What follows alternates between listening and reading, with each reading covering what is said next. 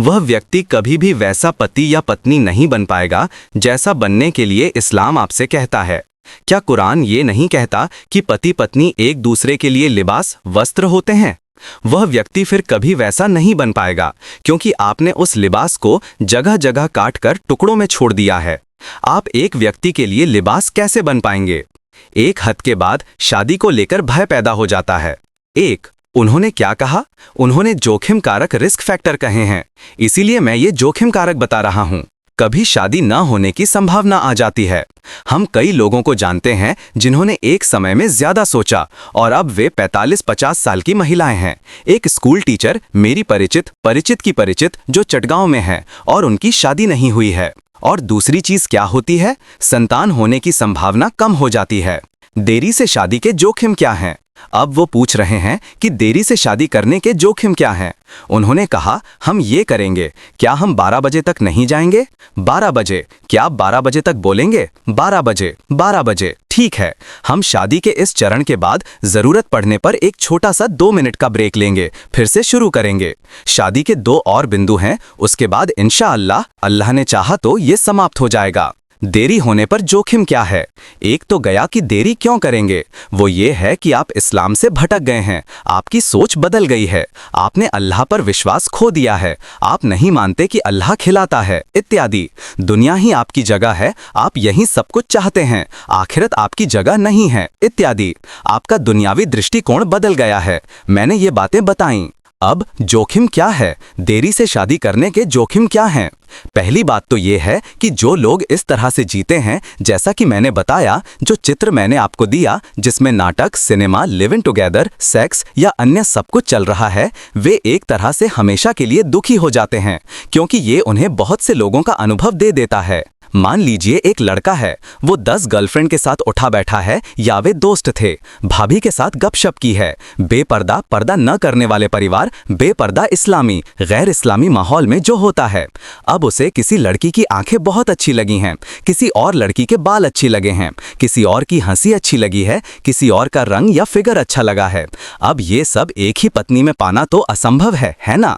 इसीलिए वो हमेशा के लिए खुश होने के बजाय दुखी हो जाता है। लड़कियों के मामले में भी यही बात है, वही चीज, वही बात। मैं लड़कियों के बारे में विपरीत तरीके से नहीं बोल रहा हूं, मुझे वो कहने में थोड़ी शर्म आती है।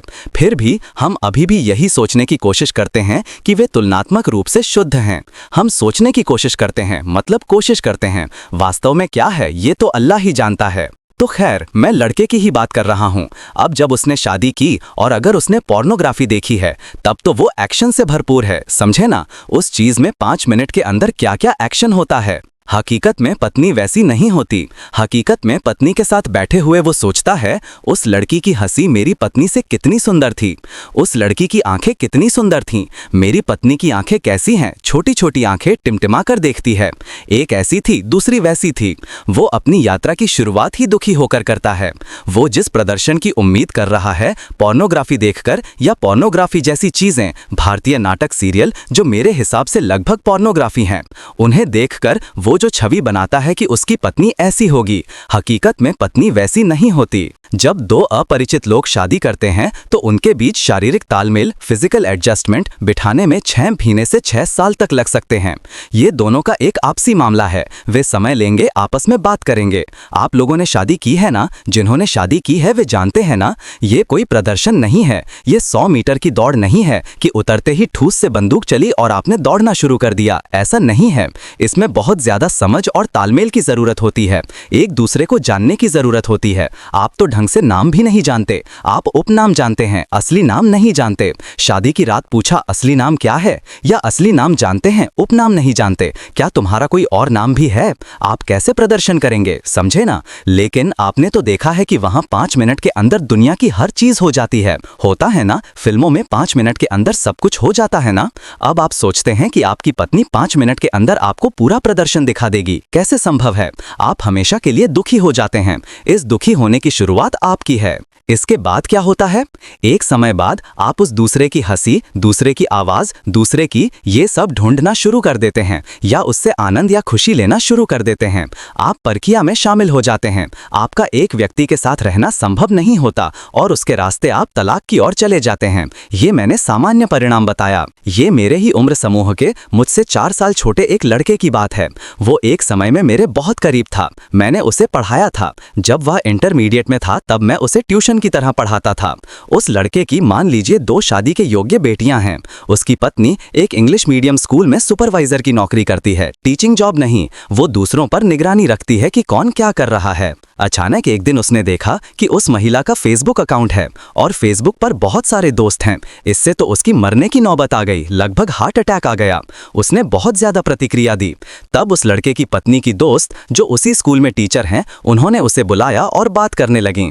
उन्होंने कहा, देखिए आप लोग बाहर जाते हैं, बिजनेस के लिए उस ट्रिप पर जाते हैं, इस ट्रिप पर जाते हैं, कितनी जगहों पर मीटिंग करते हैं। क्या हम आपसे पूछते हैं कि आप किससे बात कर रहे हैं?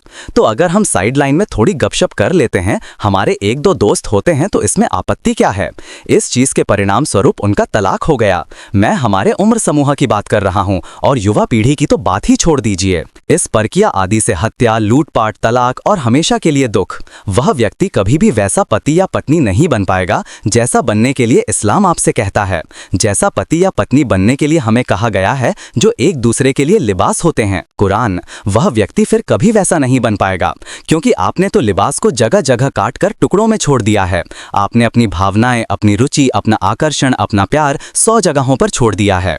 अगर इस्लामी शादी होती तो क्या होता?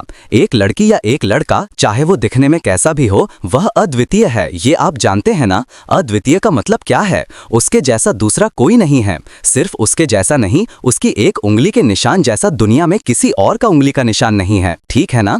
तो वो एक अद्वितीय है और अल्लाह ने उसके अंदर यकीनन पसंद आने वाली चीजें रखी हैं।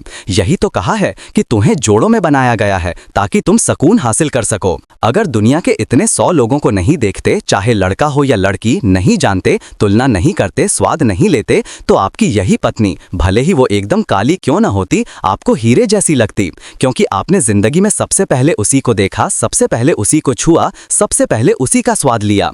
आपकी जिंदगी में और कोई अध्याय नहीं है, समझे ना? विलंबित विवाह में जोखिम कारकों में यह है कि हम हमेशा के लिए दुखी हो सकते हैं, जोखिम 1। दूसरा है, एक उम्र पार होने के बाद अगर आप शादी नहीं करते हैं, तो मैंने कई लोगों को देखा है कि वे शादी से डरते हैं, क्योंकि वे समझते हैं कि दूसरी शादियां जो विफल हो रही हैं, उनके दोस्त, उनके मित्र दुखी, परकिया, तलाक, विफल हो रहे हैं, आत्महत्या कर रहे हैं, मार डाला है, ये देखकर एक डर पैदा होता है। मेरे शुरुआती रिश्तेदार कनाडा में रहते हैं, अल्लाह वाले हैं, उनकी 2 बेटियां कनाडा में बड़ी हो रही हैं।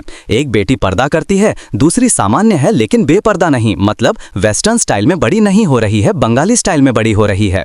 बड़ी बेटी ने कहा कि वो शादी नहीं करेगी। इसका कारण ये है कि वे शादी से डरते हैं। उन जगहों पर हर शादी का एक अनिवार्य परिणाम तलाक होता है। वहां तलाकशुदा के अलावा किसी को ढूंढना जैसे मान लीजिए हाथ पैर के बना इंसान को ढूंढने जैसा है। तलाक होगा ही। पश्चिमी दुनिया में एक 15 साल की लड़की का कुमारी मिलना एक खबर होगी, मतलब ये उसके लिए एक अपयश होगा। सभी उसे छी छी थू थू करेंगे कि तुम्हें जरूर कोई समस्या है, नहीं तो तुम कुमारी कैसे रह गईं? क्या इस उम्र में कोई कुमारी रहता है? क्या आप रफीकुल इस्लाम मदनी को जानते हैं? वो ऑस्ट्रिया में थे, वहां काम करते थे। तो एक नमाजी उनके पास आकर कहने लगा, वो ICDDRB के एक मामले में बोल रहे थे, ऑस्ट्रिया, जर्मनी की बात कर रहे थे, उन देशों की बात कर रहे थे।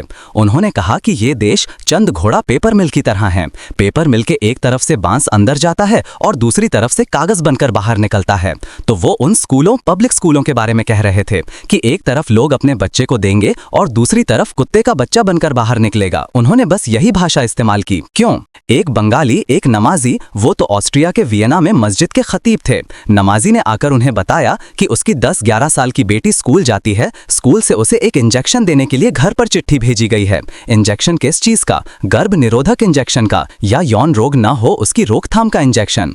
तो वो भले आदमी जो पिता थे, उन्होंने जवाब में लिख दिया कि हमारी लड़कियों को, हम तो मुस्लिम हैं, हमारी लड़कियों को इनकी जरूरत नहीं है। वहां से उन्हें बहुत जोरदार फटकार के साथ एक चिट्ठी भेजी गई कि अपनी बेटी को डॉक्टर को दिखाओ, तुम सरकार से मेडिकल अलावेंस लेते हो, इतना सब कुछ मिलता है, मेडिकल इंश्योरेंस है, अपनी बेटी को डॉक्टर को दिखाओ, उसे जरूर कोई समस्या है। तो 11 साल की लड़की को इस चीज की जरूरत नहीं है या वह इस चीज में नहीं जाएगी, ये कैसे हो सकता है? वे इस हिस्से को समझ रहे हैं, हम तो इस हिस्से को भी नहीं समझते। हम मुसलमान इस हिस्से को भी नहीं समझते। वे इस हिस्से को समझ रहे हैं, इसीलिए उन्हें कुत्ते बिल्लियों की तरह पालना चाहते हैं। हम इस हिस्से को भी नहीं समझते। तो खैर, बात यह है कि एक हद के बाद शादी से डर पैदा होता है। जोखिम दो। उन्होंने क्या कहा? जोखिम कारक कहे हैं, इसीलिए मैं ये जोखिम कारक बता रहा हूं। कभी शादी न होने की संभावना आ जाती है। हम कई लोगों को जानते हैं जिन्होंने एक समय में ज्यादा सोचा और अब वे 45-50 साल की महिलाएं हैं। एक स्कूल टीचर, मेरी परिचित की परिचित, जो चटगांव में हैं और उनकी शादी नहीं हुई है। और दूसरी चीज क्या होती है? संतान होने की संभावना कम हो जाती है। जोखिम 3। अल्लाह के रसूल सल्लल्लाहु अलैहि वसल्लम ने कहा कि वो चाहते हैं कि उनके उम्मत की संतान ज्यादा हो, उनकी संख्या बढ़े। हम में से जिन्हें इस्लाम की समझ थोड़ी आई है, वे अब सचमुच यही चाहते हैं। हमारी ये पीढ़ी, हमारे आलिमों को माशाअल्लाह, डॉक्टर सैफुल्लाह के 6, डॉक्टर मंजूर इलाही के भी 6 बच्चे हैं, अकरमुज़्ज़मान साहब के भी 6 हैं, माशाअल्लाह, अल्हम्दुलिल्लाह। मतलब हमारे आलिमों की ये समझ सही है। लेकिन हम, मतलब हमारी पीढ़ी में क्या है? 2 ही काफी हैं। अब कहते हैं 1 ही काफी है, कुछ दिन बाद कहेंगे ना हो तो सबसे अच्छा, समझे ना, ना हो तो सबसे अच्छा। तो ये यहूदियों और ईसाइयों का एक चक्र। लेकिन हम, मतलब हमारी पीढ़ी में क्या है? 2 ही काफी हैं। अब कहते हैं 1 ही काफी है, कुछ दिन बाद कहेंगे ना हो तो सबसे अच्छा, समझे ना, ना हो तो सबसे अच्छा।